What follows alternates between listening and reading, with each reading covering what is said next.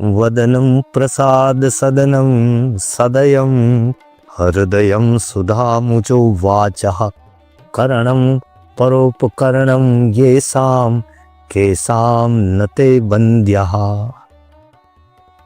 जिस व्यक्ति का चेहरा सदैव आकर्षक उत्साही रहता हो, जिसका हृदय करुणा से भरा रहता हो, जिसकी वाणी अमृत जैसी है। मुझे लगता है अमृत शब्द का अर्थ हम नहीं जानते। अंग्रेजी में अमृत के लिए कोई समानार्थी शब्द नहीं है। अमृत परमात्मा का नाम है। विष्णु सहस्त्र नाम में परमात्मा का एक नाम है। अमृत का अर्थ हम समझ सकते हैं मधुर वाणी, यानी ऐसी वाणी जो सुनने वाले को सदैव आनंदित कर दे। ऐसी वाणी हो जिसकी और जिसका कार्य सदैव जरूरतमंदों की मदद करना है।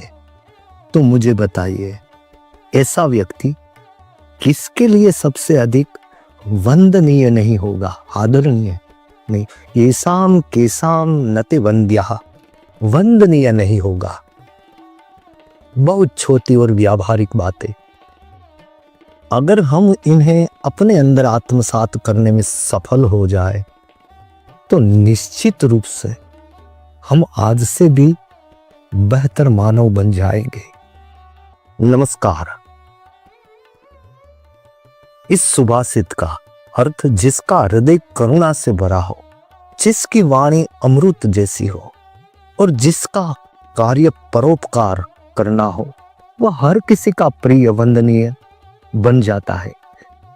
आज की कथा वार्ता इसी सद्विचार पर आधारित है और मेरा यह वचन है कि यह कहानी आपके भीतर तक को छू जाएगी। सरल शांत सा एक गांव, वहां रहता था एक मध्यम आयु का व्यक्ति चंद्रदत्त। विशेषता, चेहरा हमेशा हंसमुख और उत्साही। बोलता तो ऐसा लगता जैसे शब्दों पर किसी ने मधु टपका दिया हो।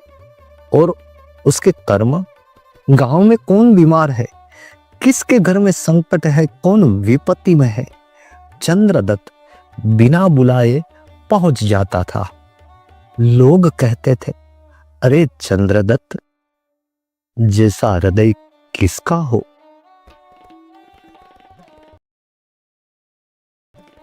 किंतु एक सवाल सबको खाता था। गांव के बच्चे, बूढ़े, किसान सब उससे प्रेम करते थे, लेकिन एक बात बाकी सबको चौंकाती थी कि चंद्रदत्त को कभी गुस्सा होते हुए नहीं देखा, कभी क्रोधित नहीं होता था। चेहरा सदैव चमकता रहता। इतना काम, इतनी जिम्मेदारियां, फिर यह ऊर्जा आती कहां से है? गांव की पंचायत में अक्सर लोग आपस में यह चर्चा करते रहते, इसके भीतर का रहस्य क्या है? यह मानव है या कोई ऋषि महात्मा?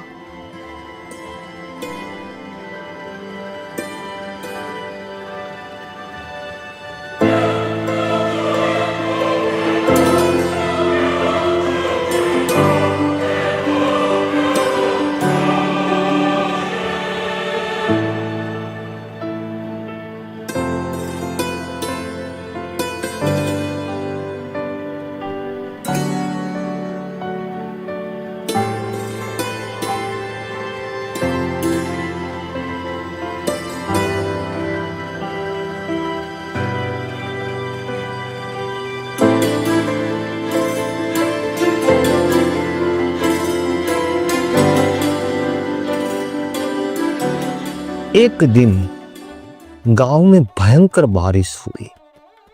नदी उफान पर, कई घर डूबने की कगार पर। लोग घबराए हुए, क्या होगा, कौन बचाएगा? सबसे पहले कौन भागा? हाँ, चंद्रदत्त।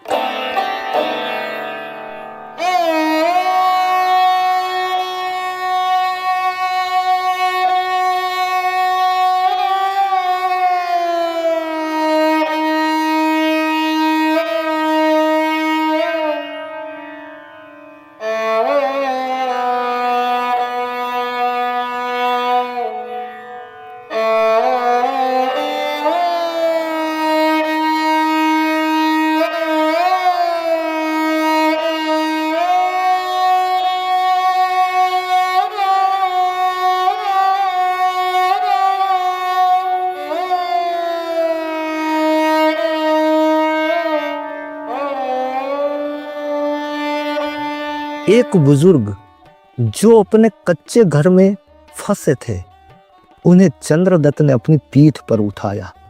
एक बच्चा जिसकी नाव उलट चुकी थी, चंद्रदत्त पानी में कूदकर उसे लेकर आया। वह न रुका न थका। उसके चेहरे की चमक, उसका साहस सबको प्रेरित करता रहता था। रात भर मेहनत के बाद गांव बच गया।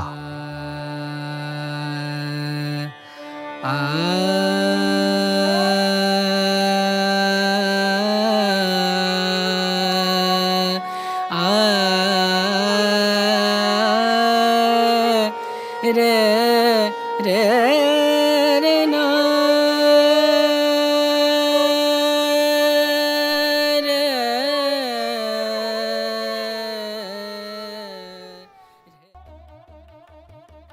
पूरा गांव जमा हुआ। सबके चेहरे पर उत्सुकता। आज हम उससे रहस्य पूछेंगे। मुखिया ने कहा, चंद्रदत्त, तुम में ऐसा क्या है? तुम्हारा चेहरा हमेशा उजला, मन शांत, वाणी मीठी और कर्म परोपकार से भरे होते हैं। ये शक्ति कहाँ से आती है? मुखिया जी, यह सब किसी किताब से नहीं आता। ये 3 छोटे छोटे अभ्यास है जो मैंने वर्षों से अपनाए हैं। 1, सुबह का पहला नियम, दूसरों के लिए शुभ सोच। मैं उठते ही मन में 3 बातें दोहराता हूं। आज किसी को दुख नहीं दूंगा, आज कम से कम एक व्यक्ति की मदद करूंगा, और आज किसी से मधुर वाणी में ही बात करूंगा। जब मन की शुरुआत ही शुभ से हो तो चेहरे पर आकर्षण अपने आप आ जाता है। वाणी में अमृत जैसा मीठापन भी। दूसरा, गुस्सा आने से पहले 5 सांसें। गुस्सा तो हर किसी को आता है, लेकिन मैं खुद से कहता हूं, अगर मैं अभी बोलूंगा तो मेरा शब्द किसी को चुभ जाएगा। बस 5 गहरी सांसें और गुस्सा पानी की तरह बह जाता है। लोग समझेंगे, सुनेंगे। यह तभी होता है जब वाणी नियंत्रित हो। और तीसरा, मैं हमेशा यह सोचता हूं, मेरे कारण किसी की तकलीफ कम हो जाए, बस यही जीवन का लाभ है। जो व्यक्ति दूसरों को राहत देता है, उसे जीवन में कभी बदसूरतपन छू भी नहीं सकता। उसका चेहरा, उसकी प्रतिभा, सब में एक दिव्यता दिखती है। यह सुनकर सभा में गहरा मौन छा गया। बच्चे भी शांत, बुजुर्ग भी भावुक। सबने पहली बार समझा कि चंद्रदत्त का आकर्षण उसके चेहरे से नहीं, उसके भीतर से, अंतस से, उसके हृदय से आता था। उसकी करुणा ही उसका सौंदर्य थी। उसकी वाणी की मिठास ही उसका सम्मान था। उसका परोपकार ही उसकी चमक थी। अगले ही दिन पूरा गांव बदल गया। लोग एक दूसरे से मधुर बोलने लगे, छोटे छोटे परोपकार करने लगे। गुस्से के समय 5 सांसों का नियम अपनाने लगे। धीरे धीरे गांव का वातावरण ही बदल गया, पवित्र हो गया। सुख, शांति और प्रेम फैल गया। और सब कहते थे, सच्चा वंदनीय वही है जो हृदय में करुणा रखता हो। मित्रों, व्यक्ति का असली आकर्षण उसके चेहरे पर नहीं, उसके मुखमंडल पर नहीं होता, उसके हृदय में होता है, उसके अंतस में भीतर होता है, वहां से ही आता है। चेहरा उतना ही चमकता है जितने मन के भीतर सच्चे भाव होते हैं। तो चलिए आज से 3 संकल्प ले। प्रातः उठते ही शुभ भाव हृदय में करेंगे, शुभ विचार करेंगे, शुभ भाव होंगे, दिन की शुरुआत होगी। क्रोध के समय 5 गहरी सांस लेंगे, ये दूसरा संकल्प। और तीसरा, हर दिन किसी व्यक्ति के जीवन में खुशी जोड़ने का यत्न करेंगे। आपको मेरे इस विचार पर कुछ तो कहना पड़ेगा। अगर आप मेरी बात से सहमत हो या न हो, कमेंट अवश्य करें। अगर यह 3 छोटे छोटे कदम हम उठा लें तो हम न सिर्फ एक बेहतर इंसान बनेंगे बल्कि दूसरों के हृदय में सदैव वंदनीय बने रहेंगे। ऐसे सद्विचार प्रदान करने वाले हमारे पूर्वजों को कोटि कोटि वंदन। धन्यवाद मित्रों।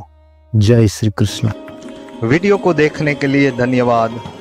कृपया लाइक, शेयर और सब्सक्राइब करें और हाँ, घंटी बजाना बिल्कुल न भूलें।